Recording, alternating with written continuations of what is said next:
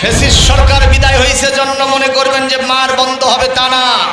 আমাদের মিত্র শক্তি যাদেরকে আমরা এতদিন মনে করতাম, আজকেই তারা ইসলামী আন্দোলনের বিরুদ্ধে ফতোয়া দেওয়া শুরু করেছে।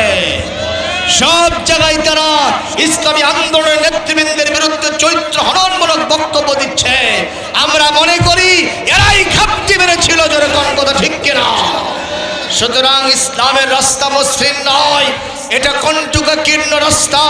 এই রাস্তাতে যদি কেউ যেতে চায়, জেল, জুলুম, জরিমানা, মামলা, হামলা, ফাঁসির কষ্ট নিত্য সঙ্গী হিসেবে গ্রহণ করতে হবে। কথা বলেন ঠিক কিনা? আপনারা কি তাতে প্রস্তুত আছেন? কারা কারা আছেন দুহাত তুলে আবার আল্লাহকে দেখা। মিজানুর রহমান আজহারি বাংলাদেশে আবার এসেছেন, কথা কি সঠিক না ব্যাঠিক? জোরে বলুন। তিনি এক সময় বাংলাদেশ থেকে কেঁদে কেঁদে বিমানে চড়ে চলে গিয়েছিলেন সেই সময়ের শাসক নামের শোষণ গোষ্ঠীর মাধ্যমে। যেরকম ঠিক কিনা? তারা মিজান সাহেবকে বাধ্য করে, জবরদস্তি করে বাংলাদেশ থেকে বলে কান্না করে এখান থেকে যেতে তারা বাধ্য করেছিল। আমাদের মরহুম ডক্টর আল্লামা লুৎফর রহমান বলেছিলেন, মিজান আবার দেশে আসবে, আবার আসবে হাস্যোজ্জ্বল চেহারা নিয়ে, বিজয়ী বেশে আসবে। আলহামদুলিল্লাহ আবার এসেছে। দুইটা প্রোগ্রামে যত মানুষ হয়েছে, বাংলাদেশের ইতিহাস ম্লান হয়ে গেছে। কোন নেতা নেত্রীর মাহফিলে এত লোক হয় না যা মিজান আজহারের মাহফিলে হয়েছে। অর্ধ কোটি মানুষ হয়েছে। যেরকম মারহাবা। এই দেখে কারো কারো মাথা খারাপ হয়ে গেছে। তারা বলতেছে, আপনি যদি এরকম বক্তব্য রাখেন তাহলে রাজনৈতিক দলে জয়েন করেন। অধ্যাপক আব্দুস সালাম ভাইরা সুন্দরবনের পক্ষ থেকে সালাম, শুভেচ্ছা।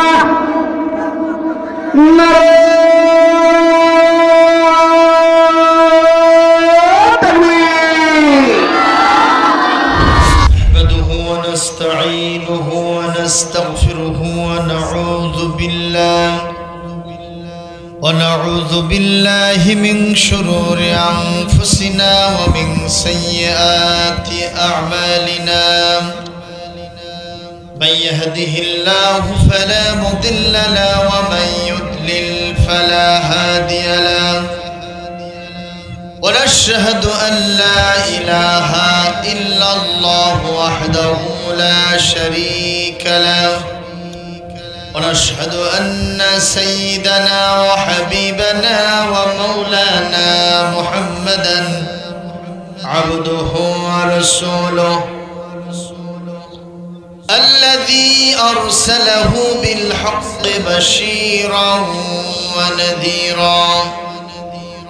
الذي هدانا إلى دار السلام ونصح الأمم وبلغ الرسالة وأدى الأمانة وداعيا إلى الله بإذنه وسراجا منيرا.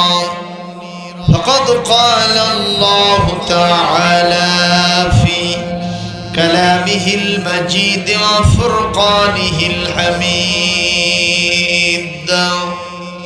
أعوذ بالله من الشيطان الرجيم. بسم الله الرحمن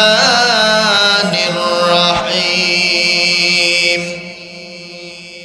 يا أيها الذين آمنوا ادخلوا في السلم كافة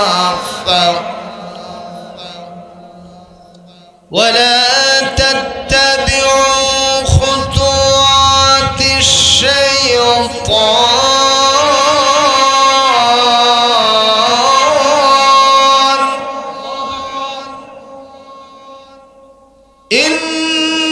إنه لكم عدو مبين.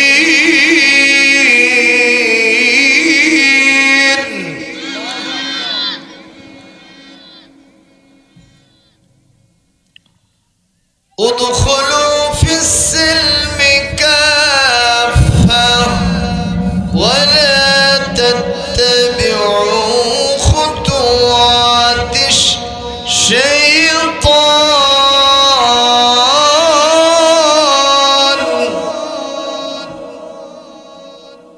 إنه لكم عدو مبين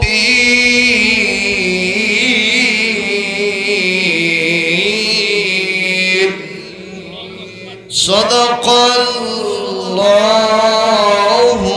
العظيم.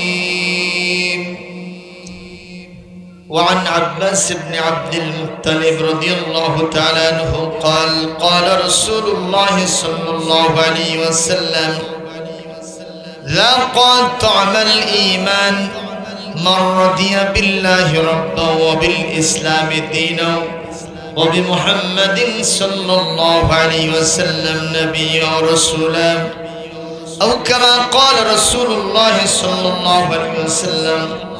رواه البخاري ومسلم متفق عليه.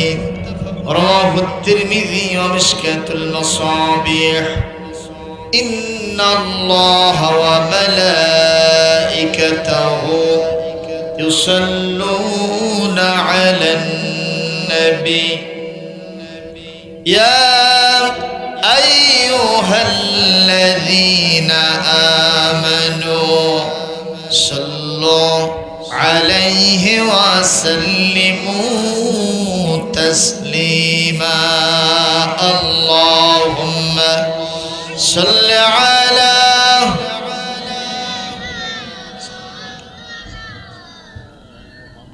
وعلى آل سيدنا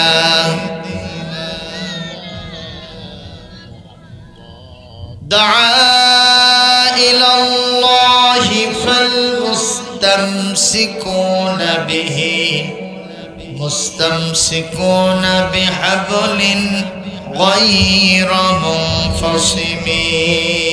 اللهم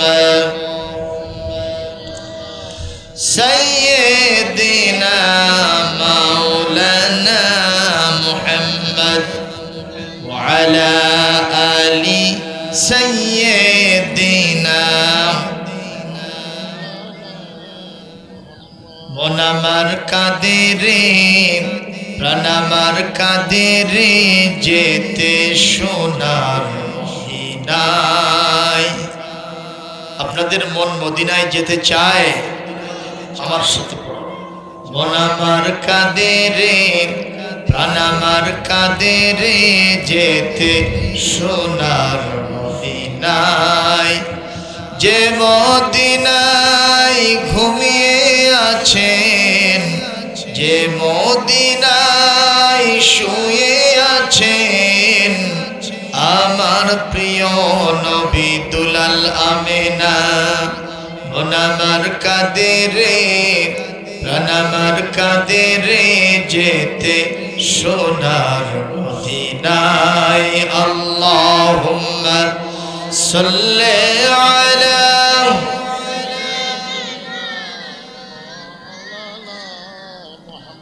وعلى آل سيدنا حبيبنا محمد بلغ العلا بكماله حسنت جميع خصاله صلوا عليه। একটু কালেমার জিকির করেন লা ইলাহা ইল্লাল্লাহ জোড়া জোড়া মহব্বতের সাথে পড়বেন লা ইলাহা ইল্লাল্লাহ জোড়া আর জোড়া লা ইলাহা ইল্লাল্লাহ। দেখো মাওলার কি খেলা ডঙ্কা বাজে কারবালা। ইমাম হোসাইন শহীদ হইলেন তবু সারেন নাই এক আল্লাহ লা ইলাহা জোরে লা ইলাহা ইল্লাল্লাহ, জোরে লা ইলাহা, লা ইলাহা ইল্লাল্লাহ মুহাম্মাদুর রাসূলুল্লাহ সাল্লাল্লাহু আলাইহি ওয়াসাল্লাম। বাংলাদেশের 64টি ডিস্ট্রিক্টের অন্যতম গাইবান্ধা ডিস্ট্রিক্ট এবং গাইবান্ধার সীমান্ত এলাকা, রংপুরের সীমান্ত এলাকা, এই চর এলাকার চর খোর্দা স্কুলের বাজার জামি মসজিদের উন্নয়ন কল্পে যুব সমাজের উদ্যোগে দ্বিতীয় বার্ষিকী তাফসীরুল কোরআন মাহফিল 2025 আজকে জানুয়ারি মাসের 5 তারিখ এবং আজকের এই মাহফিল চরখোর্দা স্কুলের বাজারের উত্তর পার্শ্বে তারাপুর সুন্দরগঞ্জ গাইবান্ধা এই ময়দানে অনুষ্ঠিত হচ্ছে। সন্ধ্যার পর থেকে মাহফিল শুরু হয়েছে আনুষ্ঠানিকতার মধ্য দিয়ে। হযরত উলামায়ে কেরাম, ফুজালায়ে ইজাম অনেক অনেক গুরুত্বপূর্ণ আলোচনা পেশ করেছেন। সমাপনী অধিবেশন মঞ্চে উপবিষ্ট মুহতারাম সাহেবে সদর জনাব সভাপতি, যিনি আপনাদের এই ইউনিয়ন পরিষদের জননন্দিত চেয়ারম্যান সমাজসেবক জনাব মোহাম্মদ আমিনুল ইসলাম লেবু সাহেব, চেয়ারম্যান 3 নম্বর তারাপুর ইউনিয়ন পরিষদ সুন্দরগঞ্জ গাইবান্ধা। আমরা আজকের মান্যবর সভাপতিকে শুভেচ্ছা জানাই। মঞ্চে উপবিষ্ট প্রধান অতিথি জনাব বাবুল আহমেদ, আহ্বায়ক সুন্দরগঞ্জ উপজেলা বিএনপি। উনি আছেন কিনা আমি জানি না, সম্ভবত চলে গিয়েছেন। আমরা শুভেচ্ছা জ্ঞাপন করছি তাকে। আজকের সম্মানিত বিশেষ এবং আমন্ত্রিত অতিথি মণ্ডলী, মঞ্চে উপবিষ্ট আছেন হযরত উলামায়ে কেরাম, বিশেষ করে আপনাদের এলাকার সুন্দরগঞ্জের কৃতি সন্তান, আমার অত্যন্ত কাছের মানুষ, পরীক্ষিত মুজাহিদ, ইসলামী আন্দোলনের সিপাহসালার সৈনিক জনাব হযরত মাওলানা আবুল আলা মওদুদী ভাই সহ তার সাথে এসেছেন আমার ভাই, নামটা ভুলে গেছি, আলিয়া হাসান মোহাম্মদ মুজাহিদ, তাই তো? আলিয়া হাসান সুজন, আমি তাকে শুভেচ্ছা জানাই। আজকের মাহফিলের প্রধান আকর্ষণ আপনারা যারা এতক্ষণ ধরে চাতক পাখির মতো এই জানুয়ারি মাসের পৌষ মাসের কঠিন শীতের প্রকোপকে উপেক্ষা করে এতক্ষণ ধরে আরামের ঘুমকে, লিপ্ত সুখকে হারাম করে কোরআনের প্রেমে মাতোয়ারা হয়ে এখানে বসে আছেন শ্রোতামণ্ডলী, মুরব্বী, যুবক, কচিকাচের আড়ালে বসে মা ও বোনেরা, আসসালামু আলাইকুম ওয়া রাহমাতুল্লাহি ওয়া বারাকাতুহু। আপনারা সবাই আছেন কেমন? আজকের মাহফিলে আসতে পেরে বেজার না খুশি? জোরে বলুন, বেজার না খুশি? যদি থাকেন খুশি, শুকর আদা করবেন বেশি বেশি, মুছে যাবে পাপ রাশি, নেকি হবে ঠাসাঠাসি, জান্নাত ও রহমত থাকবে পাশাপাশি। সেখানে গিয়ে খাইবেন মুড়ি, মুরগি আর খাসি, তা হবে দেশি আর বিদেশি। উঁচু করে কাল্লা, সবাই বলেন আলহামদুলিল্লাহ। রব্বানা লাকাল হামদ হামদান কাসীরান তাইয়িবান মুবারাকান ফীহি। আল্লাহর নামে জোরে একটা তাকবীর দিলে আপনারা কি বেজার খুশি হবেন? কে? সবাই মিলে পড়ুন লিল্লাহে তাকবীর। আমি আসতে দেব, আপনারা জোরে দিবেন লিল্লাহে তাকবীর, নারায়ে তাকবীর। একটু হাত তোলেন তো দেখি, হাত তোলেন। যাদের হাত আছে তারা তোলেন, যাদের নাই তারা তুলবেন না। নারায়ে তাকবীর, নারায়ে তাকবীর। আল কোরআনের আলো সংসদে জালো, কোরআন আছে যেখানে, আলেম ওলামা যেখানে, শয়তান আছে যেখানে, শয়তানের কালো হাত ভেঙে দাও, গুড়িয়ে দাও। নারায়ে তাকবীর, আলহামদুলিল্লাহ জোরে বলেন। একটা সমাজনীতি আছে, ইসলামে অর্থনীতি আছে, ইসলামের সংস্কৃতি আছে, আছে না নাই বলুন? ইসলামে শুধু রাজনীতি নাই, তাই তো? এর জোরে কোন ইসলামের রাজনীতি আছে না নাই? আরো জোরে বলতে হবে। বলবেন যে হুজুর ইসলামে যে রাজনীতি আছে তার প্রমাণ কি? বলে আমার নবীজি তিনি মক্কা থেকে মদিনায় হিজরত করার পরে মদিনাতে তিনি একটা ছোট্ট ইসলামী রাষ্ট্রের কর্ণধার হয়েছিলেন। রাজনীতি না করলে কি রাষ্ট্রপ্রধান হওয়া যায়? এ জোরে কোন যায়? তাহলে বোঝা গেল নবীজি রাজনীতি করেছেন। এরপরে খোলাফায়ে রাশেদা, চারজন খলিফা আবু বকর, ওমর, ওসমান, আলী রাদিয়াল্লাহু তাআলা আলাইহিম আজমাইন, তারা 30 বছর খেলাফত চালাইছেন। তারা এক একজন খলিফা ছিলেন, রাষ্ট্রপ্রধান ছিলেন। আপনারা বলেন তাহলে কি তারা রাজনীতি করেই গেছেন না না করেই গেছেন? জোরে বলুন। সুতরাং ইসলামের ভিতরে রাজনীতিও আছে। মিজানুর রহমান আজহারি বাংলাদেশে আবার এসেছেন, কথা কি সঠিক না ব্যাঠিক? জোরে বলুন। তিনি এক সময় বাংলাদেশ থেকে কেঁদে কেঁদে বিমানে চড়ে চলে গিয়েছিলেন সেই সময়ের শাসক নামের শোষণ গোষ্ঠীর মাধ্যমে। জোরে বলুন ঠিক কিনা?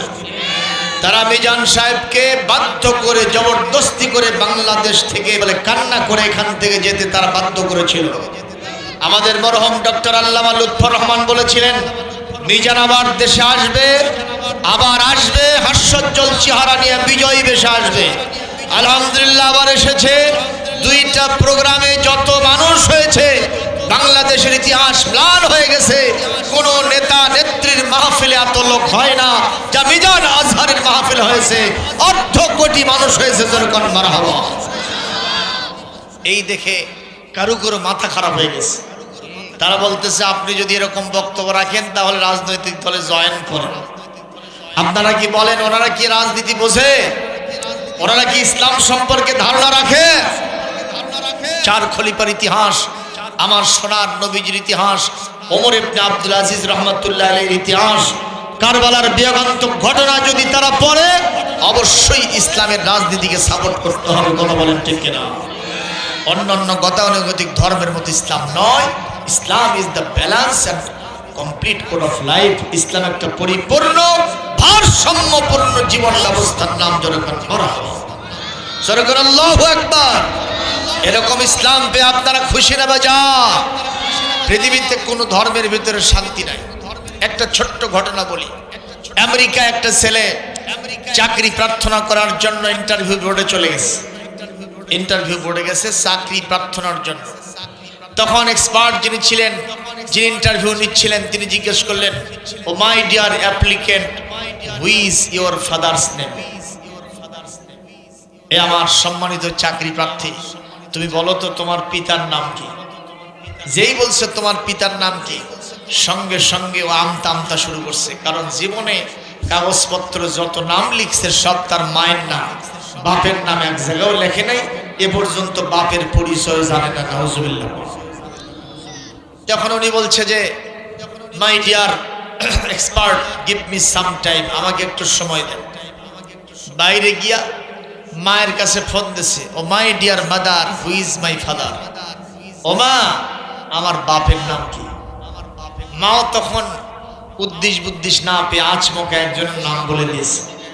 এই ছেলেটা বলতেছে এই লোকের চরিত্র তো আমার জানা আছে, এর ধোয়া নাই মশা নাই, চরিত্রের কোনো খবর নেই, এই লোক আমার বাপ হবে এটা আমি বিশ্বাস করতে পারি না মা।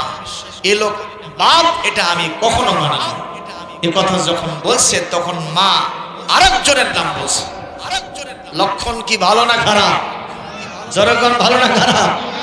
যখন 2 নম্বর লোকের নাম বলছে, সঙ্গে সঙ্গে এর ভিতরে কনফিউশন ঢুকে গেছে, সন্দেহ ঢুকে গেছে। নিঃসন্দেহে আমার মায়ের চরিত্র খারাপ। কথা বল না কেন? উনি তখন সঙ্গে সঙ্গে মাকে বলছে, মা আপনি যার নাম বললেন এই লোকটাকে আমি চিনি, জানি সবকিছু আছে, কিন্তু এই লোক আমার বাপ হওয়ার যোগ্যতা রাখে না। মা তখন 3 জনের নাম আরেকজনের নাম বলছে। জোরে বলেন আল্লাহু আকবার, জোরে বলেন নাউজুবিল্লাহ। লক্ষণ ভালো না খারাপ? এই ছেলেটি তখন ইন্টারভিউ বোর্ড থেকে খুবই দুঃখে ফেটে পড়ে চলে গেলেন, আদালতের দ্বারস্থ হলেন। আদালতকে বললেন, আমাকে পিতৃ পরিচয়, আমার পিতার পরিচয় আমাকে অবশ্যই করে দিতে হবে, কি আমার বাপ এটা আমি চিনতে চাই। আদালত সঙ্গে সঙ্গে তার মাকে ডেকেছে। মা তখন এই তিনজন লোককে ডাকলো, যাদের নাম আগে বলল। এই তিনজন লোকের সাথে ডিএনএ টেস্ট, রক্তের গ্রুপ পরীক্ষা করা হলো। দেখা যায় কোনো মিল নাই, তাহলে বোঝা যায় বাপ আরো আছে। নাউজুবিল্লাহ কোন। এইবার চতুর্থ আরেকজনকে ডাকা হয়েছে, তার সাথেও কখনো ডিএনএ টেস্টে রক্তের মিল হয় না। এবার পঞ্চম আরেকজনকে ডেকে নিয়ে আসছে। এই পঞ্চম জনের সাথে তার রক্তের গ্রুপের এবং ডিএনএ টেস্টের মাধ্যমে মিলজুল হয়েছে। পঞ্চম নম্বর ব্যক্তি তার পিতা হিসেবে স্বীকৃত পেয়ে গেছে। এই যখন অবস্থা, এই ছেলেটা তখন মাথা ঠোকে আফসোস করতে থাকে, আমি আমার জীবনের সাথে প্রতারণা করেছি, এমন এক ধর্মের অনুসরণ করি যেই ধর্ম আমার পিতৃ পরিচয় করে দিতে পারে না, আমার বাপকে তা চিনে দিতে পারে না। আমি এ ধর্মকে জলাঞ্জলি দেব, এই ধর্মকে আমি ডাস্টবিনে নিক্ষেপ করব। আমি আসল ধর্ম খুঁজব, সেই ধর্ম যেই ধর্মের ভিতরে পিতৃ পরিচয় হবে, ফ্যামিলি স্ট্রাকচার ঠিক থাকবে। এই কথা যখন তিনি মনে মনে সিদ্ধান্ত নিলেন, হঠাৎ করে একজনের কাছ থেকে নেভিগেশন পেয়ে গেলেন। এই পৃথিবীতে মহান স্রষ্টা আল্লাহর কাছে একটা ধর্ম পছন্দনীয়, ইন্নাদ-দীনা ইনদাল্লাহিল ইসলাম। নোয়েস্ট ইসলাম ইজ দ্য বেস্ট। এই পৃথিবীতে কোনো পূর্ব নয়, পশ্চিম নয়, অবশ্যই একটা ধর্ম মুসলমানদের জন্য শান্তির বার্তাবাহক, সেই ধর্মের নাম হলো ইসলাম। উনি ওনার ধর্মটাকে ডাস্টবিনে ফেলে দিয়া ইসলাম ধর্ম গ্রহণ করলেন। এখন বর্তমানে আমেরিকাতে তিনি সর্বপ্রথম একজন বড় ইসলামের সেবক হিসেবে দাওয়াতি কাজ করছেন। বলেন মারহাবা। আপনারা আমাদেরকে জবাব দেন, ইসলামের চাইতে ভালো ধর্ম কি আর আছে? জনগণ আছে। সুতরাং ইসলাম ধর্ম পাওয়ার কারণে আমরা ধন্য গণ্যমান্য বরেণ্য হয়ে গেছি। কিন্তু দুঃখজনক হলো সত্য, ইসলামের যে মর্মবাণী, ইসলামের যে আদর্শ বৈশিষ্ট্য, এটা মুসলমান আজকে অনুসরণ করে না। কথা বল ঠিক কিনা? যার কারণে মুসলমান চুরি করে, মুসলমান ডাকাতি দেয়, মুসলমান জিনা ব্যভিচার করে, মুসলমান হত্যা সন্ত্রাস করে, মুসলমান শুধু মদ খায় না, মুসলমান শুধু বিড়ি খায় না। আপনাদের এলাকায় কেউ খায় না? জনগণ আছে না নাই? আমার নবী কি কখনো ধূমপান করেছেন? সাহাবীরা ধূমপান করেছেন। আপনি কোন হিসেবে ধূমপান করেন? তাহলে তো আপনার অবস্থা অন্যরকম হলো। কথা বল ঠিক কিনা? আমার মুসলমান ভাইরা, ডাক্তার সাহেব রোগীকে প্রেসক্রিপশন লিখে দিয়েছে। রোগীর সমস্যা ছিল ওজন রাতারাতি বেড়ে যায়। ওজন কি হয়? ওজন বাড়ে, খালি মোটা হয়। এই লক্ষণ ভালো না। ঠিক কিনা? ডাক্তার কি বললো? ডাক্তার সাহেব কিছু ট্রিটমেন্ট দেন, আমার ওজন বেড়ে যাচ্ছে। ডাক্তার সাহেব বলল, আপনার ট্রিটমেন্ট অন্য কিছু নয়, আপনি রুটি খাবেন। তো রোগী সাহেব বলছে, ডাক্তার রুটি কি ভাতের আগে খাবো না পরে খাবো? আপনারা বলেন। ডাক্তার সাহেব কি ওরে তাই বলছে? ডাক্তার বলছে, তোমার ভাত টাচ করা যাবে না মিয়া সাহেব। তখন উনি আশ্চর্য হয়ে কয়, স্যার 1 কেজি চালের নিচে এক সন্ধ্যা ভাত হয় না, আমি ভাত না খেয়ে শুধু রুটি খাই, কেমনে থাকুন? এটা সম্ভব না। বলছে, না এটা আপনার ট্রিটমেন্ট। ভাত খায়া খায়া একটা পেয়ার 3টা তরমুজের সাইজ করছে। সুতরাং আপনাকে ভাত বাদ দিয়ে রুটি খেতে হবে। মাথা গরম, বাড়িতে যাচ্ছে, বাইসাইকেল নিয়ে আসছিল। ব্রিজের সাথে বাইসাইকেলটা বেজে উল্টে বসছে। পড়ার কারণে বাইসাইকেলটা ভাঙছে, ওর হাঁটুতে চরম ব্যথা লাগছে। আবার রিটার্ন টু ডাক্তার। এসে বলতেছে, ডাক্তার সাহেব কি ট্রিটমেন্ট দিলেন? মেজাজ গরম ছিল, বাইসাইকেলটা ব্রিজের সাথে বেজে উল্টে পড়ে বাইসাইকেলটাও ভাঙছে, আমার হাঁটুটাও ভাঙছে। আপনি আরো কিছু লিখে দেন। ডাক্তার সাহেব একটা মলম লিখে দিয়েছে যে আপনি এই মলমটা দিনে 3 বার ব্যবহার করবেন। যেখানে ব্যথা পাইছেন সেখানে 3 বার ব্যবহার করবেন। 1 সপ্তাহ পরে দেখা করবেন, সব সেরে যাবে, কোনো সমস্যা হবে না ইনশাআল্লাহ। উনি 7 দিন পরে আসছেন ডাক্তারখানায়, এসে বলতেছে আপনি বলেন তো আসলে ডাক্তার না কন্ট্রাক্টর? ডাক্তার সাহেব বলছেন সেতে গেছেন কেন? বলে আপনার ওই ট্রিটমেন্ট মানতে গিয়া আমার 1 হাঁটু ফুলে 4টে হয়েছে। কি করেছেন আপনি? বলে আপনি বলেছিলেন যেখানে ব্যথা পাইছেন সেখানে দিনে 3 বার লাগাবেন। 3 বার না, আমি 7 বার লাগাইছি। কোথায়? বলে ব্রিজে ব্যথা পাইছিলাম, আমি ব্রিজে লাগাইছি। আপনারা বলেন সারা জীবন বাংলাদেশের সমস্ত মলম নিয়ে এসে যদি ব্রিজে লাগানো হয় হাঁটুর ব্যথা সারবে? এ মুসলমান কতক্ষণ সারবে? আজকে মুসলমান সব খারাপ কাজের সাথে জড়িত। এই কারণে ইন্টারন্যাশনাল টেরোরিজম, সন্ত্রাসবাদের সাথে মুসলমানদেরকে জড়িয়ে দিতে চায়। কতক্ষণ ঠিক কিনা? টুইন টাওয়ার যখন ধ্বংস হলো, পৃথিবীর সব শিয়ালদের এক রাত সবাই মিলে বলল মুসলমানরা এই কাম ঘটাইছে। নাউজুবিল্লাহ। এই তকমা মুসলমানদের বিরুদ্ধে দেওয়া হলো কেন?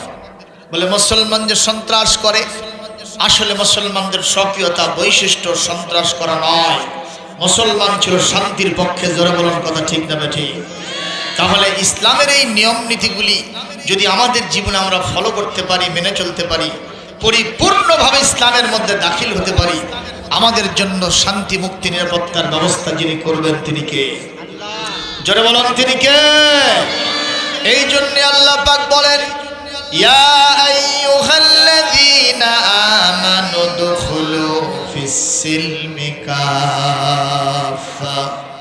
হে ঈমানদারগণ, তোমরা ইসলামের মধ্যে পুরোপুরি প্রবেশ করো। ওয়ালা তাত্তাবিউ খুতুওয়াতিশ শাইতান।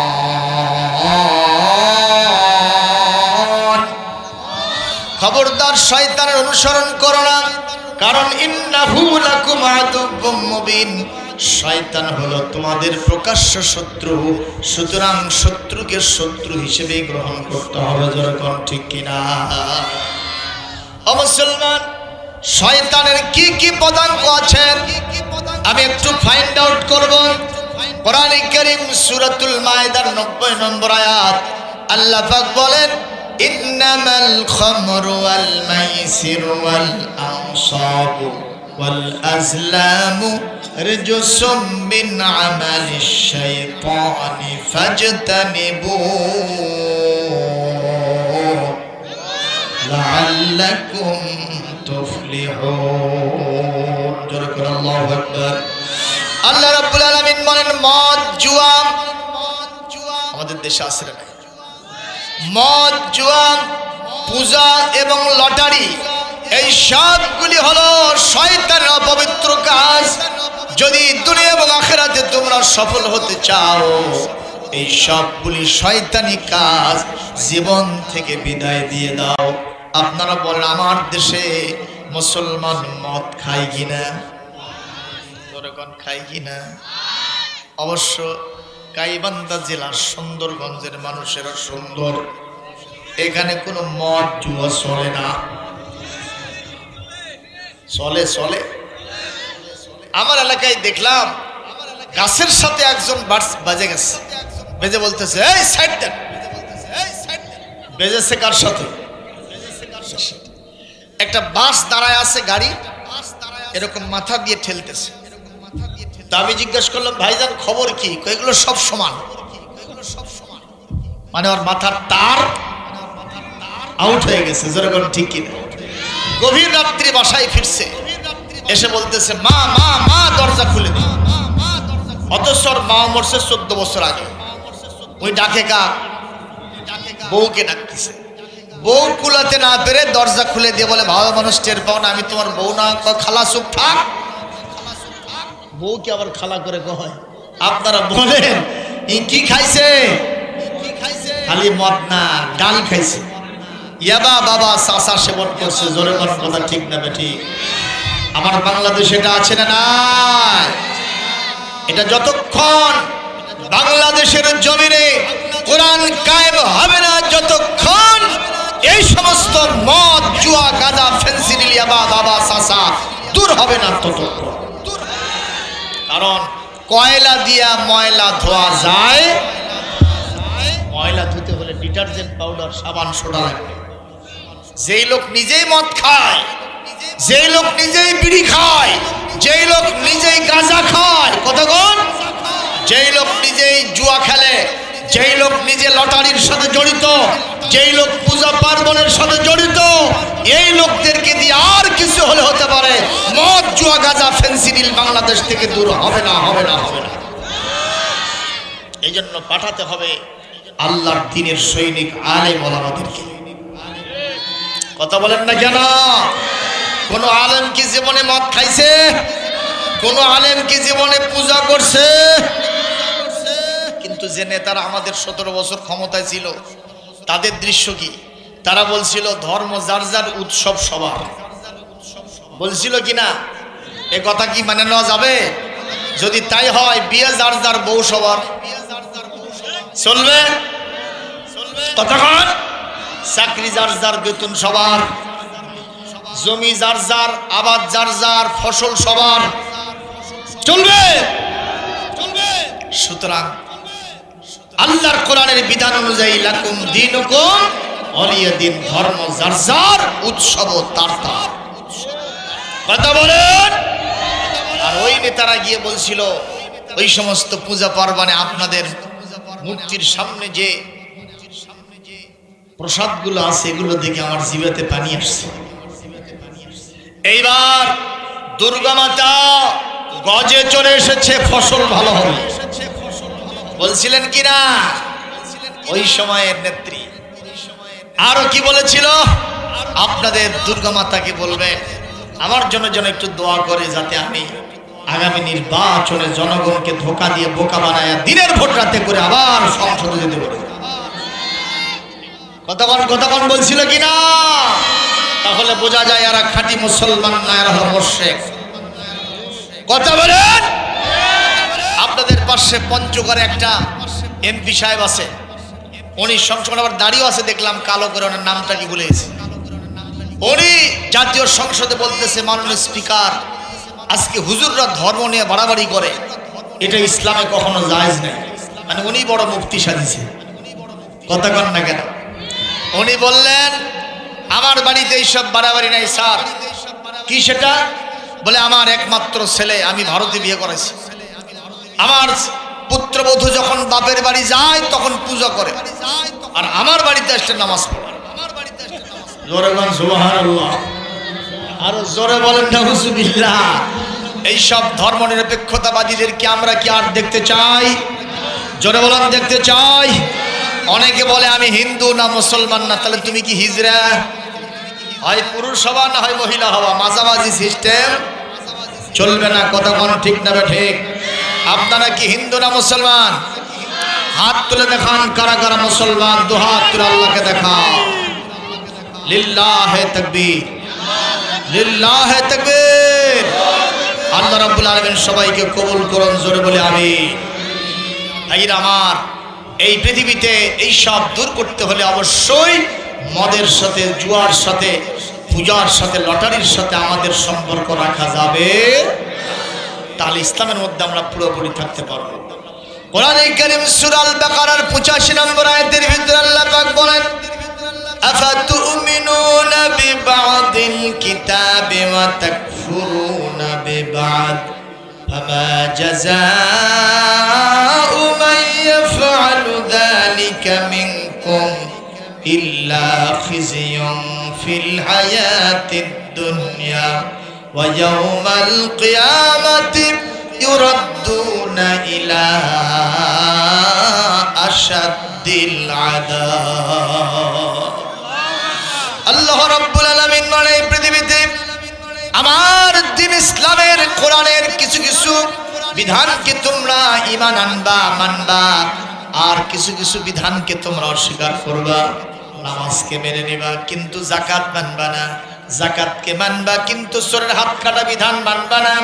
তোমরা এই পৃথিবীতে রোজা রাখবা কিন্তু কিসাসের বিধান মানবা না। এই পৃথিবীতে হজ করবা কিন্তু যাকাতটা 16 আনা মানবে না। আবার এই পৃথিবীতে তোমরা জিকির আজকার করবা, এই পৃথিবীতে ইসলামে জালসা করবা, কোরআন তেলাওয়াত করবা, কিন্তু এই সমাজে জেনার বিধান যেটা আমি আল্লাহ দিয়েছি সেটা মানবে না। এটাই যদি তোমাদের অবস্থা হয়, আমি আল্লাহ বললাম তাদের জন্য দুনিয়ার জীবনে লাঞ্ছনা গঞ্জনা অপমান আছে, আর কাল কিয়ামতের কঠিন ময়দানে কঠিন জাহান্নামে তোমাদেরকে ফেলে দেওয়া হবে। বলেন নাউজুবিল্লাহ। বলেন তো আমরা কি জাহান্নামে যাব না জান্নাতে যাব? তাহলে ইসলামের মধ্যে পুরাপুরি ঢুকতে হবে। জোরে বলে আমি। ইসলামের অন্যতম বৈশিষ্ট্য হলো ইকুয়ালিটি, ন্যায় বিচার। সুবহানাল্লাহ। অন্য কোন ধর্ম ন্যায় বিচার দিতে পারে নাই। বলবেন হুজুর প্রমাণ কি? আমাদের মুসলমান মারা গেলে যদি একজন ছিন্নমূল মানুষ, বাড়ি নাই, ঘর নাই, জায়গা নাই, জমি নাই, চাকরি বাকরি নাই, টাকা পয়সা নাই, সেও যদি মারা যায়, তার জন্য কবরের জায়গা সহাত না? কথা বলেন না, কয় হাত? ডক্টর ইউনূস এখন বর্তমান প্রধান উপদেষ্টা, মানে বাংলাদেশের প্রধানমন্ত্রী, জনগণ ঠিক কিনা? উনি সাহেব যদি মারা যায়, ওনার জন্য 5 হাত নাকি? ওনার জন্য কয় হাত? ওনার জন্যেও 5 হাত। আমাকে কাপড় দেওয়া হবে 10টা, 5টা, আর ওনাকে দেওয়া হবে 3টা, তাই কি হবে? পুরুষের জন্য কয় পিস? মহিলার জন্য কয় পিস? ধনী হোক, গরিব হোক, আশরাফ হোক, আতরাফ হোক, উঁচু হোক, নিচু হোক, ছোট হোক, বড় হোক, সবার জন্য ইকুয়ালিটি কায়েম করেছেন কে? কিন্তু পাশাপাশি হিন্দু ধর্মের দিকে দেখেন। আপনাদের এই এলাকা থেকে এক সময়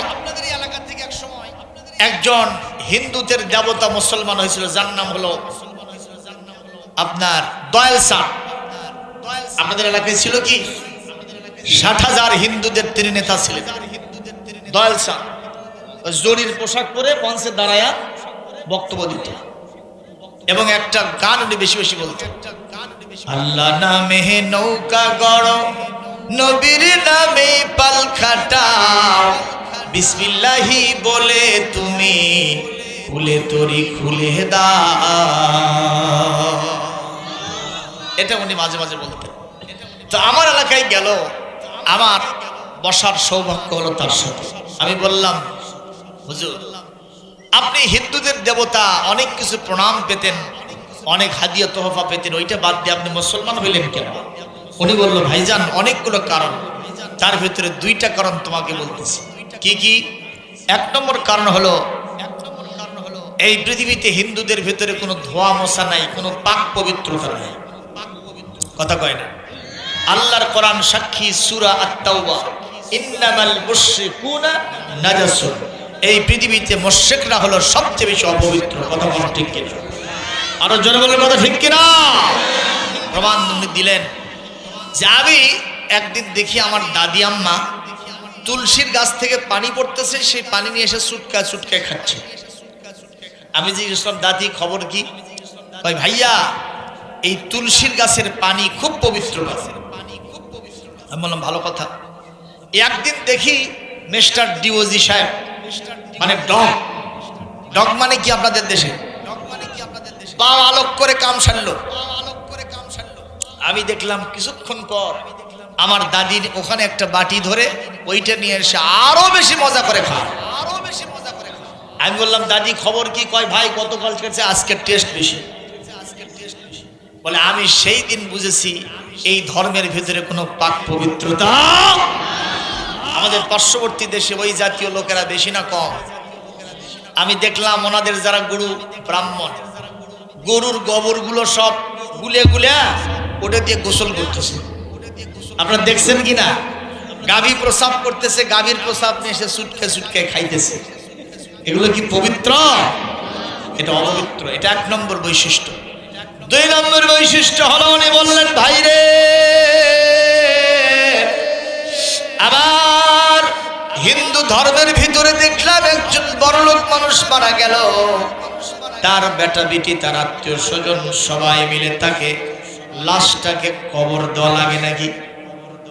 যখন দেওয়া লাগে, লাশটা পোড়ানোর জন্য নিয়ে গেল তাদের কোথায়? শ্মশানে নিয়ে গেল। ওখানে যাওয়ার পরে সর্বপ্রথম তার ছেলে এবং মেয়ে তার মুখের ভিতরে আগুন ধরায় দিল। শুধু তাই নয়, আমি দেখলাম এতগুলো খড়ি সেটা জ্বালানোর জন্য ঘি পর্যন্ত নিয়ে আসছে, তেল তো আছেই। আহারে, লাশটা পুড়ে ছারখার করে দিয়া সবাই মিলে লাঠি দিয়া বেড়ে বুড়ে ওই লাশটাকে সমস্ত ছাইগুলোকে নদীতে ভাসায় দিল। সব ছাই করে বিন্যাস করে ধূলিসাৎ করে দিল। এই অবস্থা যখন আমি দেখলাম, পাশাপাশি আর একটা জিনিস দেখলাম, আমাদের এলাকার সবচাইতে গরিব একটা মেয়ে, তার বাপ নাই, তার মা নাই, একটা এতিম মেয়ে। এই মেয়েটার বয়স হয়ে গিয়েছিল, বিবাহের বয়স। হঠাৎ করে মহান আল্লাহর সিদ্ধান্তে এই মেয়েটা দুনিয়া থেকে বিদায় হয়ে গেল। যেহেতু তার আত্মীয় স্বজন তেমন কেউ নাই, টাকা পয়সাও তেমন নাই, দিন আনে দিন খায় একজন ছিন্নমূল মহিলা। তাকে সৎকার করার জন্য নিয়ে যাওয়া হলো আপনার শ্মশানে। নিয়ে যাওয়ার পরে দেখলাম তার জন্য এতগুলো খড়ি নাই, তার জন্য তেল নাই, তার জন্য কোনো ঘিয়ের ব্যবস্থা নাই। সামান্য একটু তেল নিয়ে এসে আস্তে করে যখন তার কাপড়ে ধরে দেওয়া হলো, সঙ্গে সঙ্গে সান্নত করে উঠে তার লজ্জাস্থানের কাপড়টা পুড়ে গেল। লজ্জাস্থানটা শত শত মানুষের সামনে বের হয়ে পড়ল। সবাই, কান্না তো নাই সেখানে, সবাই হাসাহাসি করলো, জোগাড় দিতে থাকলো।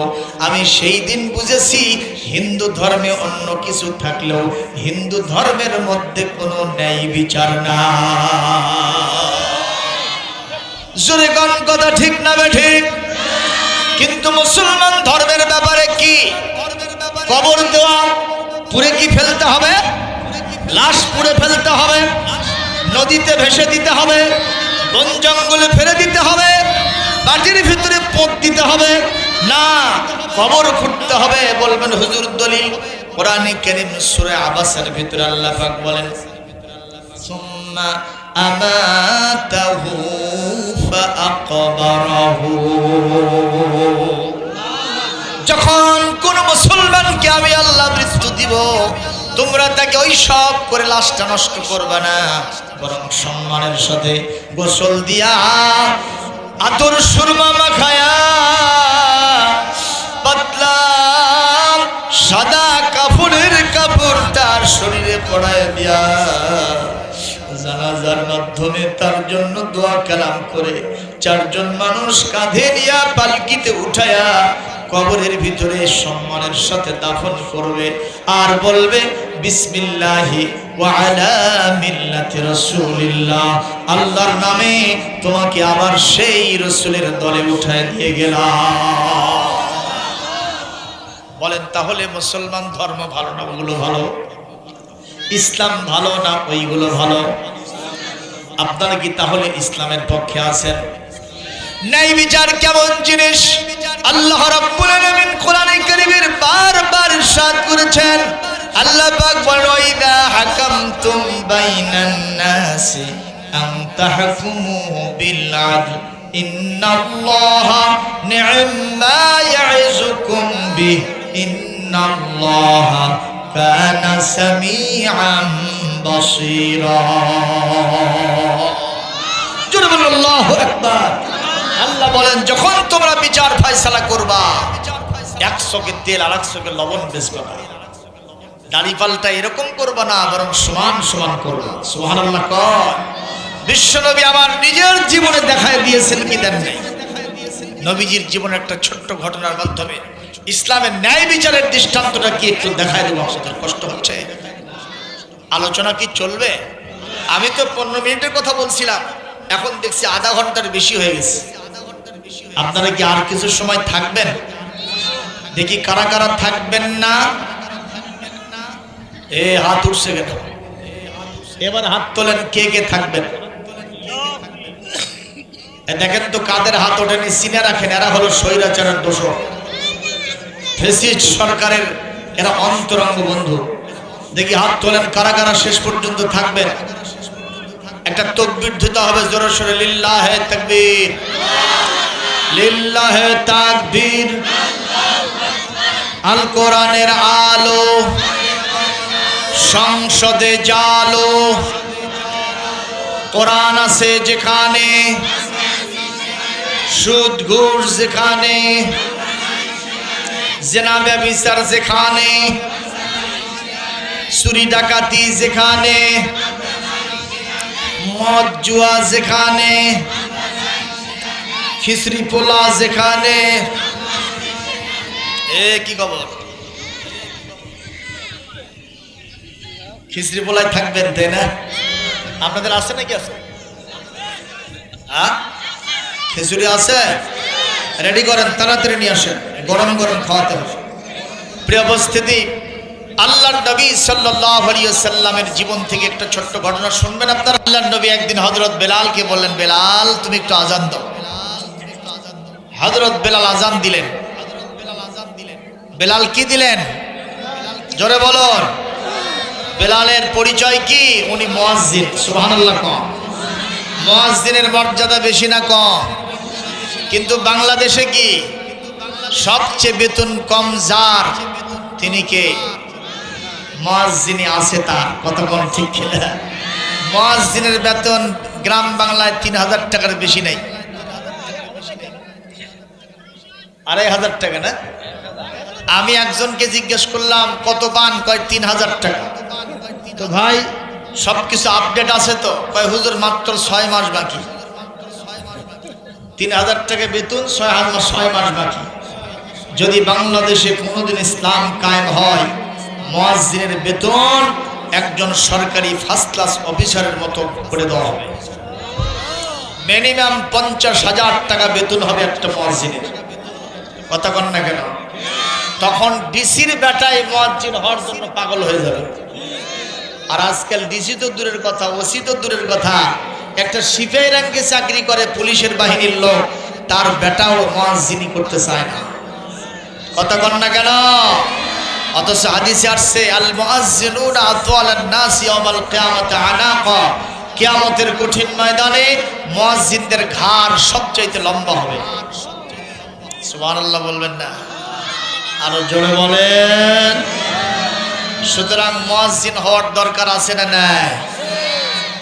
একটা হাদিসে আসছে আল মুয়াজ্জিনু মুতামিনুন ওয়াল ইমানু ইমামু জামিনুন। ইমান হলো জামিনদার, মুয়াজ্জিন হলো আমানতদার। সুবহানাল্লাহ। আমার ভাইরা, সেই মুয়াজ্জিন হযরত বেলাল আযান দিচ্ছেন। কি দিচ্ছেন? আল্লাহু আকবার, আল্লাহু আকবার, আল্লাহু আকবার, আল্লাহু আকবার। আশহাদু আন লা ইলাহা ইল্লাল্লাহ, আশহাদু আন লা ইলাহা ইল্লাল্লাহ,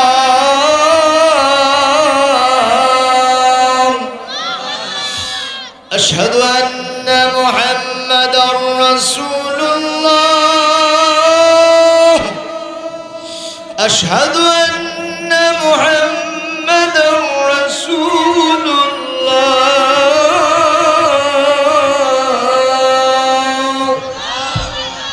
জোরে আল্লাহু আকবার। এই যে আমার এক ছাত্র এখানে বসে আছে, সুলতান, আপনাদের এলাকার ছেলে। ও যখন আযান দেয়, আমার এলাকার সমস্ত আকাশ বাতাস যেন সব মুখরিত হয়ে যায়। মারহাবা। তা আমি একটু চেষ্টা করেছি, বেলালের কণ্ঠ তার হবে না, যদিও হয় না তারপরও চেষ্টা করতে তো দোষ নাই। একটু চেষ্টা করেছি, তাতে মন খারাপ হয়েছে নাকি? আচ্ছা, বেলালের আযান হয়ে গেল। যখন তিনি বলেছেন হাইয়া আলাস সালাহ, নামাজের দিকে এসো। আমাদের তখন বর্তমান যুগের মুসলমানদের তখন বৈশিষ্ট্য হয় কি জানেন? ছেলেকে বলতেছে, বাবা সরাত যাওয়া লাগবি রে, বগুড়ার ভাষা বলতেছে, সরাত যাওয়া লাগবি রে। কে? কার সামনে 1 ফুটো আছে, অগ্নে উয়ে থুয়ে আসে। 1 ফুটো মানে এতটুকুন জায়গা, ওখানে পেঁয়াজ রসুন লাগানো। ছেলেকে বলতেছে, বাবা সরে সময় মুয়াজ্জিন আযান দিয়েছে, ওইটুকু উয়ে থুয়ে আসে। মুয়াজ্জিন আযান দিল কোথায় যাওয়ার জন্য, আর উনি যাচ্ছে চড়ায়।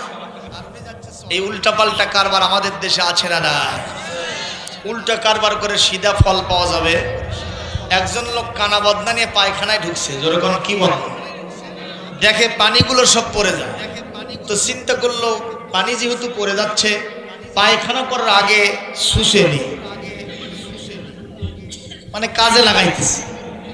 এখন পায়খানা করার পরে there is no water in বদনা, বদনার মধ্যে কোনো পানি নেই। চিন্তা করলে একবার তো শুষিয়েছি, একটু আগে আগে ভাগে হয়েছে, তাতে সমস্যা নেই। এই অবস্থায় বইয়ের খেতার ভিতরে ঢুকবো। আপনারা বলেন বউ চান্স দেবে, ওই অবস্থায় বইয়ের কাঁথার ভিতরে গিয়ে ঢুকছে। বউ বলতেছে গন্ধ কোথা থেকে আসে, কাপড় আলোক করে দেখে ওখানেই ডিপ। কথা বল ঠিক না?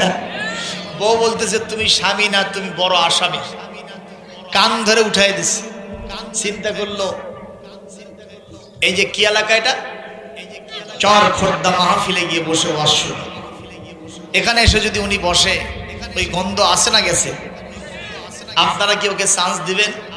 আপনারা বলবেন হুজুর স্লোগান দিচ্ছি, আপনি ওয়াজ বন্ধ করে ওই লোকটাকে বের করে দেন। এখান থেকে বের করে দিলেন। লোকটা চিন্তা করলো যতই বার করো ধর্মীয় জায়গা ছাড়া কোথাও যাবো না। ওই মসজিদে গিয়ে বড় বড় দানার তসবিহ নিয়ে হক মাওলার জিকির করতেছে। মুয়াজ্জিন যায় খালি শোকে কেড়ে গন্ধ করতে গেল, দেখে ওখানেই ডিপু বসে আছে। আবার ওখান থেকে কান ধরে তুলে দিচ্ছে। কথা বল ঠিক না ঠিক? এখান থেকে কি বুঝলাম? যারা উল্টা পাল্টা কাম করে তাদের কোথাও জায়গা হয় না। কথা বলতে হবে ঠিক কিনা? গত স্বৈরাচার ফ্যাসিস্ট সরকার 17 বছরে আলেমদেরকে জেলখানায় ঢুকায়া চোর লুচ্চা গুন্ডা বদমাইশ সন্ত্রাসীদের টর্চারার গডফাদারদেরকে রাস্তাঘাটে ঘুরে বেড়ার সুযোগ দিয়েছে। কথা বল ঠিক না ঠিক? আলেমরা ভালো না জালেমরা ভালো? যারা আলেমদেরকে জেলখানায় ঢুকায়া খারাপ মানুষদেরকে রাস্তাঘাটে বুক ফিরে বেড়ানোর সুযোগ দিয়েছিল, এই উল্টা পাল্টা কাজ করার কারণে বাংলাদেশে তো জায়গা হয় নাই, গোটা পৃথিবীর কোন দেশ তাকে গ্রহণ করতে রাজি হচ্ছে না। কথা বল ঠিক কিনা? সুতরাং উল্টা পাল্টা কাজ করা যাবে।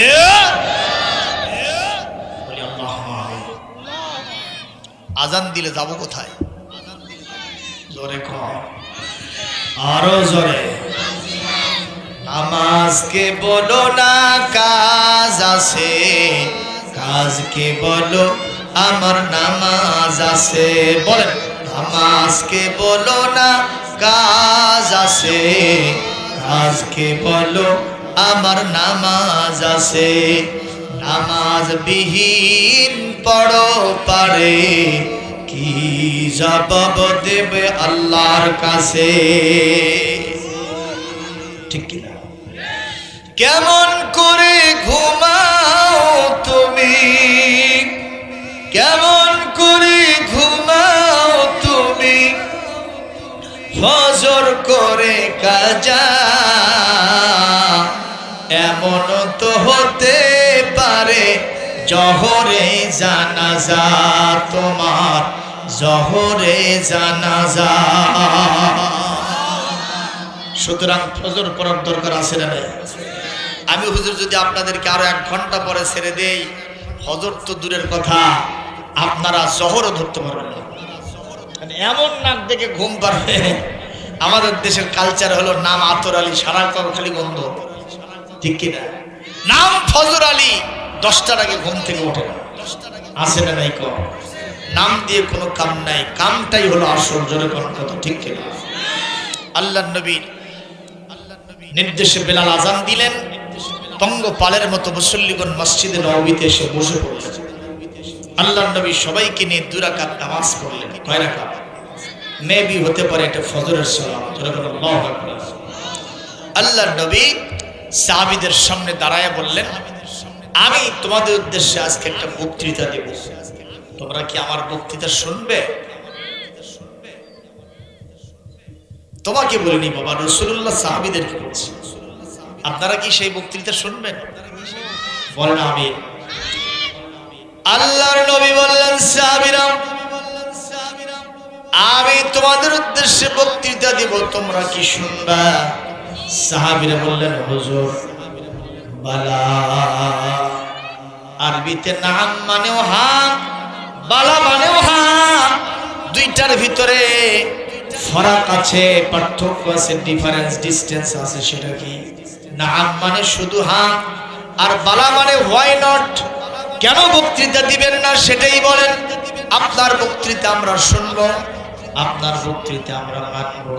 আপনার বক্তৃতা মানার জন্য প্রয়োজনে আমাদের জীবনটাও দিয়ে দিব। এটা হলো বালা। সাহাবীদের কথা শুনে হুজুর খুতবা শুরু করলেন। ও আমার সাহাবীরা, গত 23টা বছর আমি তোমাদের মাঝে ছিলাম। রাতের আধারে দিনের আলোতে প্রকাশ্যে এবং গোপনে, হাটে বাজারে রাস্তাঘাটে আদালতে বিভিন্ন জায়গায় বিচার সালিশে ওয়াজ মাহফিলে মুআমালাত মুআশারাতে আমি তোমাদের সাথে উঠা বসা করছি, আচার আচরণ করেছি। না জানি কত ভুল হয়ে গেছে।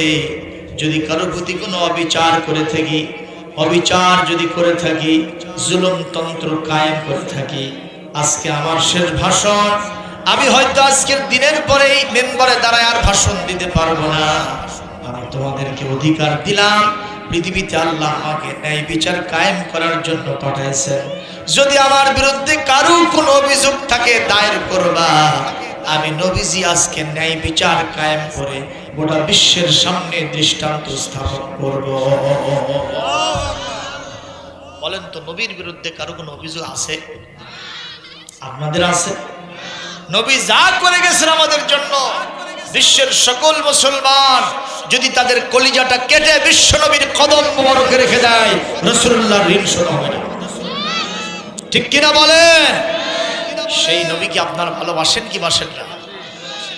প্রমাণ কি? কয় হুজুর মিষ্টি খাই, কদু খাই, হুজুর দাওয়াত খাই, হুজুর আতর মাখাই, হুজুর মাথায় টুপি দেই, পাগড়ি পরি, দাড়ি রাখি, হুজুর ইয়া নবী সালাম আলাইকা করে রাসূলের প্রতি দরুদ পড়ি। এটাই হলো নবীর ভালোবাসা। হ্যাঁ, এটাও নবীর ভালোবাসা, কিন্তু সবচাইতে বড় ভালোবাসা হলো তায়েফের জমিনে নবীজি ইসলাম কায়েমের জন্য মার খেয়েছেন। উহুদের প্রান্তরে নবীর দাঁত শহীদ হয়ে গিয়েছে।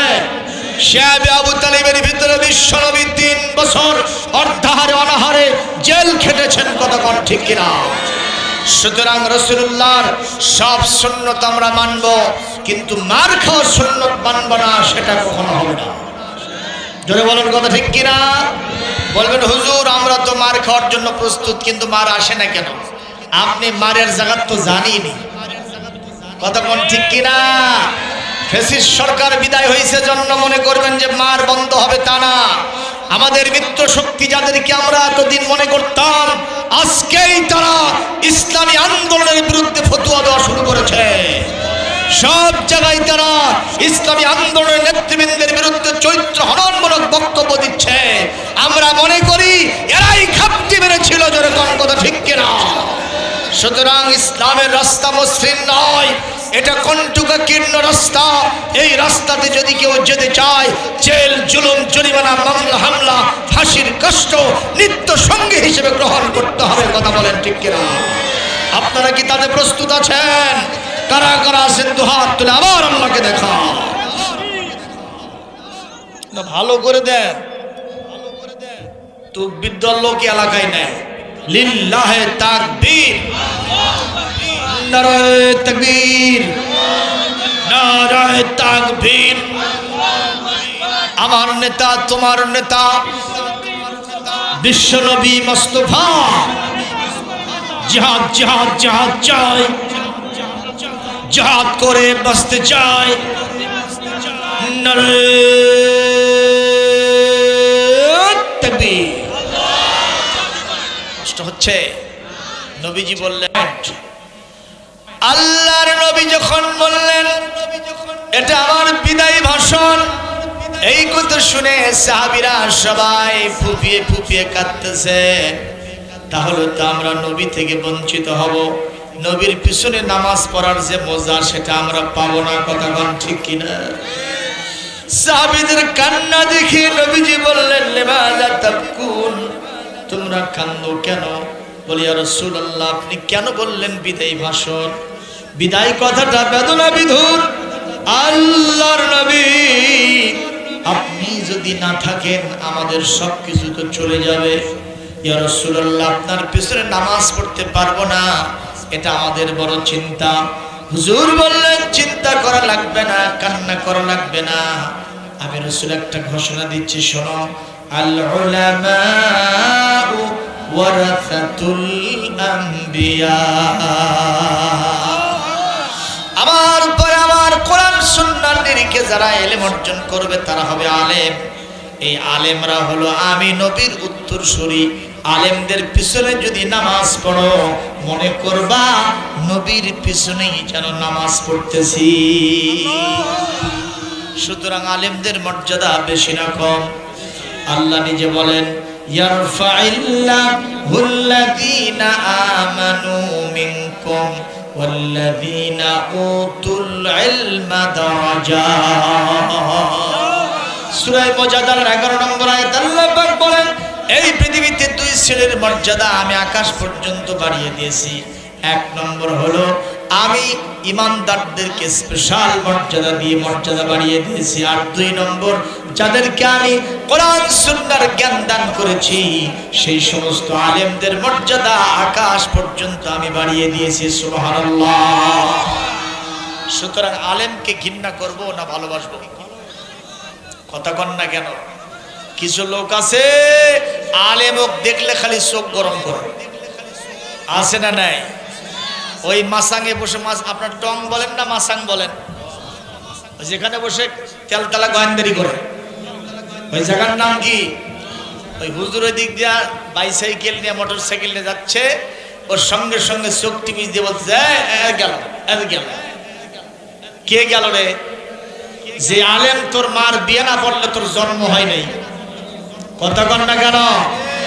যে আলেম তোর জানাজার ব্যবস্থা না করলে, তোর লাশ না ধোয়াইলে, কবরের মাটিতে না নামাইলে তোর লাশ মাটিতে পচে যেত। তো করোনার সময় বাংলাদেশে আমরা প্রমাণ দিয়েছি, বেটা বিটি যখন পিতার লাশ লেগে পালায় চলে গেছে, ওই সন্তানের লাশ লেগে যখন পিতামাতা ভাগায় চলে গেছে নিজের জান বাঁচানোর জন্য, আলেমরা নিজেদের জীবন বাজি রেখে ঝুঁকিপূর্ণ অবস্থায় লাশ দাফন করেছে। প্রমাণ হয়েছে আলেমরাই হলো সবচেয়ে বড় দেশপ্রেমী। ঘোষণাকার ইন্নামা ইয়াখশাল্লাহ মিন ইবাদিহিল উলামা। আলেমরাই হলো আমি আল্লাহর সবচেয়ে ভীতু বান্দা। সুবহানাল্লাহ। আলেমরাই আমাকে বেশি ভয় করে। এই সার্টিফিকেট কে দিয়েছেন ভাইজান? এই জন্য আলেমদেরকে আমরা ভালোবাসবো। ইনশাআল্লাহ। অনেক কথা আছে আলেমের, আজকে বিষয় আল্লাহর নবী বললেন, ঠিক আছে আমার বিরুদ্ধে হাল্লাকুম খুসুমাতুন আলাইয়া, আমার বিরুদ্ধে কোনো অভিযোগ তোমাদের আছে নাকি? সাহাবীরা বলল, হুজুর, মানে কেউ কথা বলছে না, সবাই মাথা নিচু করে কাঁদতেছে। হুজুর আবার বললেন, কেউ কথা বলে না। আবার বললেন, যে কোনো জিনিস কয়বার বলতে হয়? ইজা তাকাল্লামা বিকালিমাতিন আদাহা সালাসা মাররাতিন। আল্লাহর নবীর আদত মোবারক ছিল, তিনি যখন একটা কথা বলতেন তিনবার রিপিট করতেন। সুবহানাল্লাহ। কারণ আল্লাহর নবীর এক একটা বক্তৃতা শুধু বক্তৃতা নয়, এগুলি এক একটা ইসলামের জন্য, ভবিষ্যৎ মুসলমানদের জন্য সংবিধানের এক একটা করে ধারা। কথা কয় না? এই জন্য একটা কথা কয়বার বলতেন? এটা মিসিং লিংক হয়ে গেলে উম্মতের জন্য বড় অ্যাচিভমেন্ট ফেল হয়ে যাবে। এই কারণে হুজুর এই কাজটা করতেন।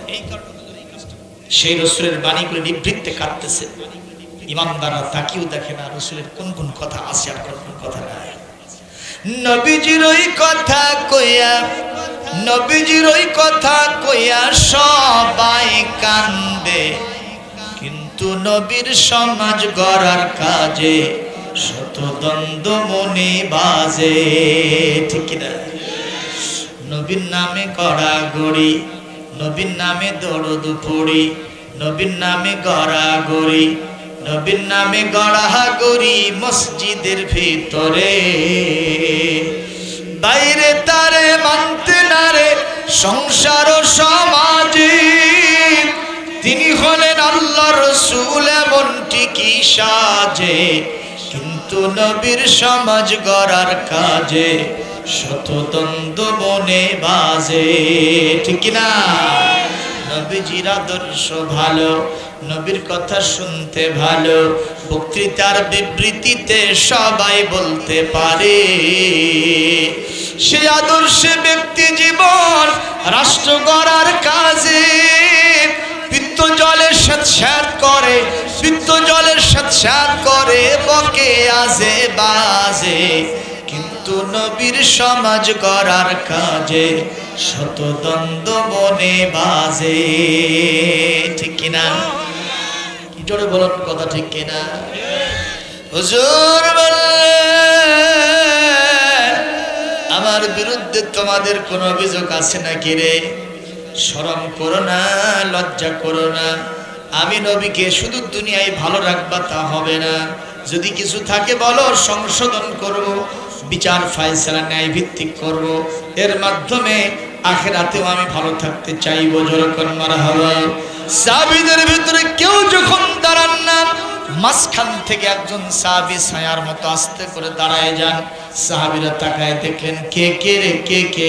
হঠাৎ করে তাকায় দেখেন উনি আর কেউ নন, ওনার নাম হযরত ওয়াক্কাশ ইবনে মুহসিন রাদিয়াল্লাহু তাআলা আনহু।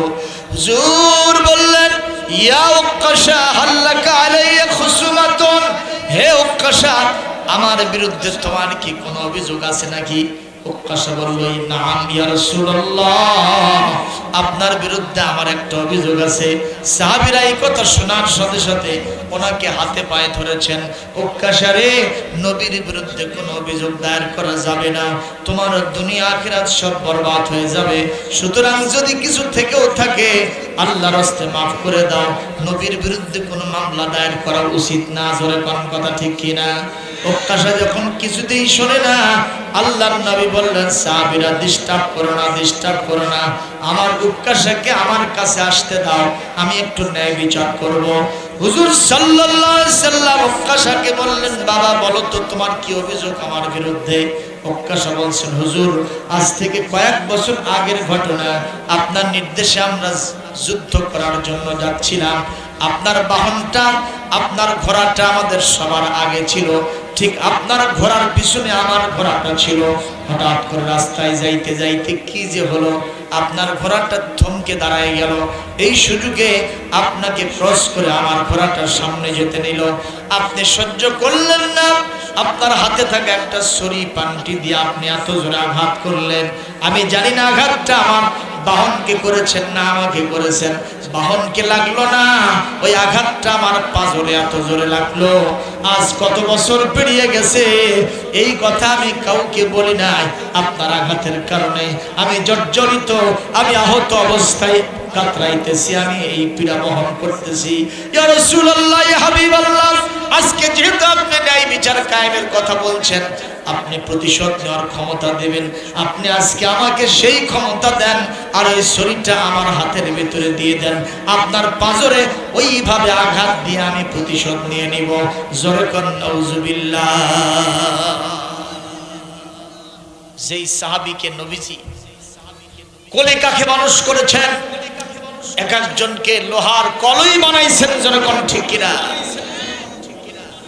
সাহাবীরা বিশ্ব নবীর জন্য জান দিয়েছেন, টাকা পয়সা দিয়েছেন, ঠিক কিনা বলেন? দিয়েছেন কিনা? সেই সাহাবী নবীর বিরুদ্ধে অভিযোগ দায়ের করতেছে। নবীজির বিরুদ্ধে যখন এই অভিযোগ আসলো, সাহাবীরা তাকে হাতে পায়ে ধরলেন, উনি কিছুতেই শুনছেন না। হুজুর বললেন, তাআল হুনা, তুমি তাড়াতাড়ি আমার কাছে আসো। কাবিজার টস, আসো। ওয়াক্কাশ সাহাবীদের ভিড় ঠেলে বীর দরবারে রাসূলুল্লাহর দরবারে হাজির হয়ে গেছে। মারহাবা, আল্লাহু আকবার। সবাই চিন্তা করলো, ওয়াক্কাশ যদি বিশ্বনবীর পাঁজরে আঘাত দেয় তো রাসূলের কষ্ট হবে, বিদায় মুহূর্তে রাসূলকে আদর করা দরকার, রাসূলের দোয়া নেওয়া দরকার। সেখানে রাসূলকে পান্টি দিয়ে ছুরিতে আঘাত করে কষ্ট দেবে, এ তো দুনিয়া আখিরাত সব বরবাদ হয়ে যাবে। কথা বলো ঠিক কিনা? In the meantime, রাসূল বললেন, বাবা সত্যি আমি কি তোমাকে আঘাত দিয়েছিলাম? বলি, ইয়া রাসূলুল্লাহ, আমি মিথ্যা বলবো না, তবে একটা কথা শোনো, এই পৃথিবীতে নবীরা, রাসূলেরা ইচ্ছা করে কোনো উম্মতকে কষ্ট দিতে পারে না। কথা বল ঠিক কিনা? তারপরেও যেহেতু তুমি আমার উপরে অভিযোগ দায়ের করেছো, আমি এটা খণ্ডন করার জন্য, প্রতিশোধ নেওয়ার জন্য, ন্যায় বিচার করার জন্য আমি চেষ্টা করব। সুবহানাল্লাহ। তুমি এসো। ওকাশা এসে রসুলের সামনে দাঁড়াইছে। আল্লাহর নবী তার হাতে একটা পানিটি উঠাই দিয়েছেন, ছড়ি।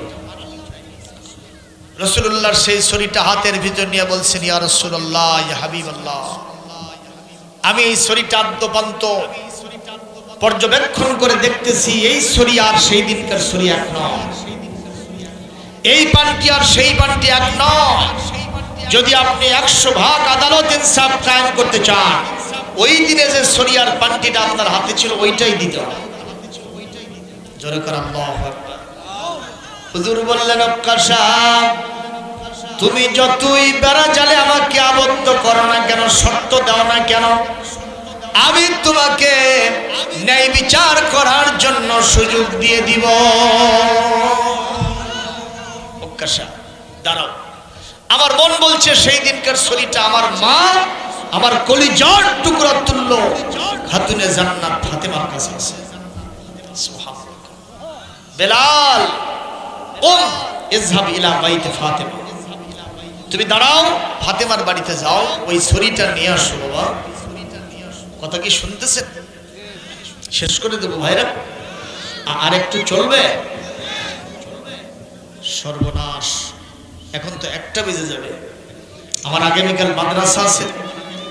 আপনারা যদি 10টা আমাকে সেটিং দিতেন, আল্লাহর রহমত ওয়াজ কোরআন সুন্নাহর নিরিখে আরো ভালো করে করা যেত। কি বলেন, ঠিক কিনা? আপনাদের এক একজন যদি নামাজ কাজা হয় ফজর, আমি বক্তা তক্তা হব, আপনারা ভক্তা হব। কথা কোন ঠিক না ঠিক?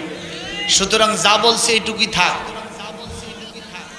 আর একটু শুনবেন, দেখি কারা কারা শুনবেন, হাত তোলেন। রাসূলুল্লাহ যেরকম অনুমতি নিয়ে ওয়াজ করতেন, আমি এরকম অনুমতি নিয়ে ওয়াজ করতেছি। হাত নামান। হযরত বেলাল 1 পাও যান, 2 পাও পিছিয়ে আসেন। কারণ বেলালের চিন্তা, আমি এমন একটা ছড়িয়ার পানটি নিয়ে এসে রসুলের হাতে দেব যেটা ওকাশার হাতে যাবে আর রাসূলুল্লাহকে কষ্ট দেবে। না জানি এই দোষে আমিও দোষী হয়ে যাই, অপরাধী হয়ে যায়। আমি কি করব? যাবো কি যাবো না, যাবো কি যাবো না? হুজুর বললেন, বেলাল, আমার আনুগত্য ভালো লাগলেও করতে হবে, খারাপ লাগলেও করতে হবে। সুবহানাল্লাহ। মন চাইলেও করতে হবে, মন না চাইলেও। সুদ যদি না খান, আপনার বাড়িটা হয়তো বিল্ডিং হবে না, ঠিক কিনা? আপনার পাশের বাড়িটা বিল্ডিং হয় সুদ খাওয়ার কারণে। ঘুষ যদি না খান, আপনার বাড়িতে মডার্ন ইকুইপমেন্টস হয়তো আসবে না, কিন্তু আপনার পাশে যে চাকরি করে তার বাড়িতে অনেক কিছু আছে। এজন্য আপনার বইয়ের বকুনি ঝকুনি আপনার খাইতে হতে পারে, কিন্তু তারপরে ওই আনুগত্য করার দরকার আছে না? আমরা সুদ খাবো না, ঘুষ খাবো না, প্রয়োজনের দিনে 1 সন্ধ্যা খাবো, এই পান দোকানদারি করে খাবো, প্রয়োজনে মুচি হিসেবে জুতো সেলাই করে খাবো, তারপরে আমরা ওই সমস্ত সুদ ঘুষের সাথে জড়িত হব না। কথা বল, ঠিক কিনা? যারা ঘুষ খাইছিল বদহজম হয়েছে কি হয় নাই? হাজার হাজার কোটি টাকা বিদেশে পাচার হয়েছে। এগুলোর যদি বিচার সালিশ হয়, বাবা, কতবার যে ফাঁসি হবে আল্লাহই জানে। কথা কোন ঠিক না ঠিক? ভাইরা আমার, খুবই নজর করে কথা শোনেন। হযরত বেলালকে বলেন, যাও তাড়াতাড়ি, ডিস্টার্ব করো, আমি ন্যায় বিচার কায়েম করব। হযরত বেলাল কাঁদতে কাঁদতে ফাতেমার বাড়িতে গিয়ে দরজায় নক দিলেন। ফাতেমা বললেন, কে? বলে, আমি বেলাল। মাযা তুরিদু মিন্নি, আপনি কি চান?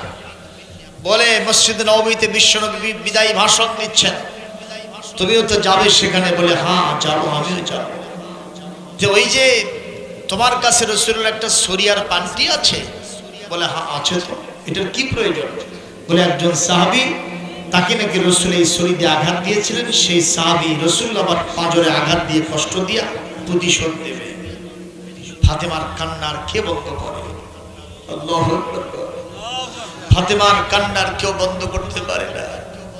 ফাতেমা বলছেন, হারাম শরীফে মক্কাতুল মুকাররমায় আমার আব্বা দিন প্রচারের অপরাধে ওরা এসে, আমার আব্বা যখন নামাজের সেজদায় চলে গেছেন, ইয়া বড় একটা উটের নাড়ি ভুড়ি নিয়ে এসে আমার আব্বার উপরে চাপায় দিয়েছে। আমার আব্বার জীবন যখন বেরিয়ে যাওয়ার উপক্রম, ইবনে মাসউদ এসে আমাকে সংবাদ দিল রে। আমি এক দৌড়ে সেখানে গেলাম, আমার সাথে আর কেউ ছিল না। আমি একাই আল্লাহর রহমতে আমার আব্বার ওপর থেকে নারী ভুরি নাবাইয়া দিয়া আল্লাহর রহমতে আমার আব্বাকে আমি বাঁচাইছিলাম। আজকে এই বিদায় দিনে আমার চোখের সামনে আমার দরদি আব্বাকে, দিনের নবীকে আঘাত দিয়ে কষ্ট দেবে, নিঃসন্দেহে ওই সাহাবীর দুনিয়া আখিরাত সব বরবাদ হয়ে যাবে। কত ঠিক কিনা? এই অবস্থায় ফাতেমা বেলালের হাতে ছুরিটা দিলেন। বেলাল কাঁদতে কাঁদতে ছুরিটা যখন নিয়ে যায়, সাহাবীদের ভিতরে আবু বকর, ওমর, ওসমান, আলী রাদিয়াল্লাহু তাআলা আলাইহিম আজমাইন, বড় বড় জলিলুল কদর সাহাবী সবাই এসে ছুরিটা ধরেছে। প্রকাশাকে দেওয়া যাবে না, আমরা এই প্রয়োজনে বুকটা পেতে দেব, যত মারা লাগে আমাদেরকে মারবে, নবীকে মারতে দেব না। রাসূলুল্লাহ বললেন, ও সাহাবীরা, তোমরা যা করেছো আল্লাহর কাছে কবুল হয়ে গেছে। আমি ঘোষণা দিচ্ছি এই ভালোবাসার জন্য তোমরা আল্লাহর জান্নাতে চলে যাবে। হাসান হোসেন দুই ভাই দৌড়ে এসে ছুরিটা এমন ভাবে ধরেছে আর ছেড়ে দেয় না। চাচা বেলাল, এই ছুরিটা কারো হাতে দিতে দেব না, দেব না, উক্কাশাকে দিতে দেব না। জান প্রাণ দিয়া, জীবন দিয়ে নবীজি আমাদেরকে ভালোবেসেছেন নানাজি, সেই নানাজিকে আঘাত আমাদের চোখের সামনে দিতে দেব না, যত মারা লাগে আমাদেরকে মারবে। হুজুর বললেন, হাসান হোসাইন, যা ভালোবাসা দেখাইছো যথেষ্ট হয়েছে। আল হাসান আল হুসাইন সাইয়্যিদা শাবাবি আহলিল জান্নাহ, তোমরা এই ভালোবাসার জন্য দুই ভাই জান্নাতে যুবকদের সর্দার হয়ে যাবা। ডিস্টার্ব করো না, ডিস্টার্ব করো না, ছেড়ে দাও বেলালকে। বেলাল আসো। বেলাল দৌড়ে গিয়া আমার নবীর হাতে ছুরিটা দিয়ে দিলেন। সঙ্গে সঙ্গে নবীজি উক্কাশার হাতে ছুরি দিয়ে বললেন, দেখো তো এটা কি সেই ছুরি? বলে, হ্যাঁ, এবার পেয়ে গেছি, এবার আঘাত দাও। হুজুর বললেন, আঘাত দাও। বেলাল কি বলে? উক্কাশা বলে, আঘাত দেব না। বলে, কেন? আমার আরো শর্ত আছে। বলে, কি শর্ত? বলে, আপনি যখন আমাকে আঘাত দিয়েছিলেন তখন আমার শরীরে পাতলা ফিনফিন একটা পোশাক ছিল, আর এখন দেখতেছি আপনার শরীরে মোটা মোটা পোশাক। এখন যদি আঘাত দেই 16 আনা প্রতিশোধ হবে না, হবে না, হবে না, ন্যায় বিচার কায়েম হবে না। এই কারণে আমি চাই আপনার শরীর থেকে পোশাকগুলো সব খুলে ফেলেন। আমার নবী বললেন, উক্কাশা রে, এই পৃথিবীতে ন্যায় বিচার কায়েমের জন্য আল্লাহ আমাকে পাঠাইছে। যত শর্ত দাও কাম হবে না, আমি অবশ্যই ন্যায় বিচার করে ছাড়ব। আল্লাহর নবী জনকীর্ণ সাহাবীদের ভিড়ের সামনে নিজের শরীরটাকে উন্মুক্ত করে দাঁড়ায় গেলেন। সাহাবীরা সবাই ফুপিয়ে ফুপিয়ে কান্না শুরু করে দিয়েছে, গড়াগড়ি দিয়ে কান্না শুরু করে দিয়েছে। ফেরেশতা মণ্ডলী কান্দে, আল্লাহর আরশ কান্দে, গাছ পাথর সব কান্দে। কারণ আমার নবী শুধু মানুষের নবী না, আমার নবী পৃথিবীর সব সৃষ্টি জীবের নবী। জোরে কোন ঠিক কিনা? ওমা আরসালনাকা ইল্লা রাহমাতাল লিল আলামিন। জোরে কোন আল্লাহু আকবার। সঙ্গে সঙ্গে আমার নবীজি বললেন, উক্কাশা, আমি আমার শরীরটা উন্মুক্ত করে নিয়েছি রে, তুমি মেহেরবানি করে ন্যায় বিচার কায়েমের জন্য আমাকে সহযোগিতা করো। উক্কাশা তৈরি হয়েছে, চোখা করেছে তার ওই ছড়িটা আল্লাহর নবীর পাঁজরে আঘাত দিয়ে কষ্ট দেবে। তারা কি মনে করেন রাসূলুল্লাহ সাহাবীদের যা বৈশিষ্ট্য হওয়া দরকার, উক্কাশার আমলে কি তার প্রমাণ মিলছে? যখন মিলছে, আমলে প্রমাণ মিলছে না। কিভাবে নবীজিকে আঘাত দিতে পারে? কাফের বেদিনরা দিতে পারে, মুশরিকরা দিতে পারে, ইহুদি খ্রিস্টানরা দিতে পারে, কথা কোন ঠিক কিনা? কিন্তু কোন নবীর মুসলমান এবং উম্মত এমনকি তার সাহাবীরা তো আঘাত দিতেই পারে না।